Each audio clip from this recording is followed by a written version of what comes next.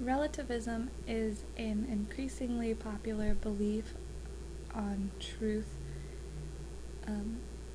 It is a belief that truth has no point of reference or absolutes. Relative truth claims about reality are subjective and relative to the individual or to the culture making the claims. It is belief dependent, meaning that whether or not I believe what you believe, both claims can be true. It employs both and reasoning, such as both my belief and your belief can be true for the subject. Postmodernism is a form of cultural relativism, relies heavily on rhetoric. Psychological and rational objectivity are rejected, and either or reasoning is also rejected. Again, both and mindset, very relative claims made. The correspondence theory is an alternative to these views. This is a belief that truth corresponds and relates to reality.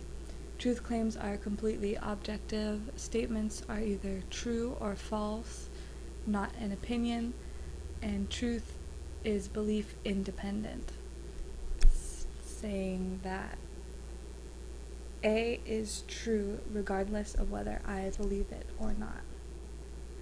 Subjective is a truth claim directed toward the subject, such as sunflowers are the best kind of flower. I, the subject in this claim, am stating that sunflowers, the object, are the best kind of flower. These kind of claims are neither true nor false. They are often an opinion. Objective claims are directed toward the object, such as sunflowers can be used to cure depression. In this case, the truth is being made about sunflowers, the object. These kind of claims are either true or false, right or wrong, not merely an opinion. Now, the argument for relativism is very weak just by saying there is no truth or there is no way to know truth. You are stating a truth, an absolute. It is self-refuting. Also, when relativism is applied to other areas, such as morality, law, etc., it doesn't hold up. Saying that one law is true for you but not true for another individual is rather absurd.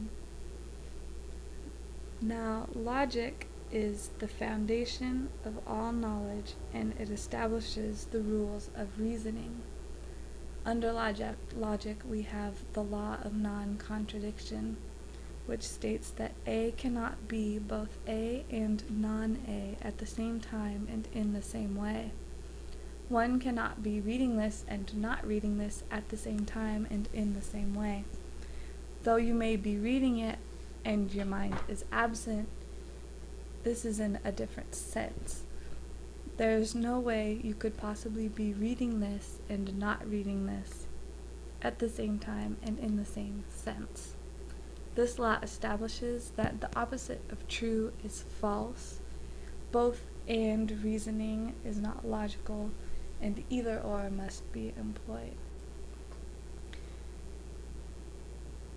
The inverse of the law of non-contradiction would say A can be both A and non-A at the same time. This is what someone against the law of non-contradiction would bring up. But if this statement is applied to the law itself, then A cannot be both A and non-A at the same time. The argument runs into itself, it runs in circles, and it proves itself wrong. Simply by challenging the non-contradiction, you are affirming it. You are employing either or reasoning in trying to pull in both and reasoning.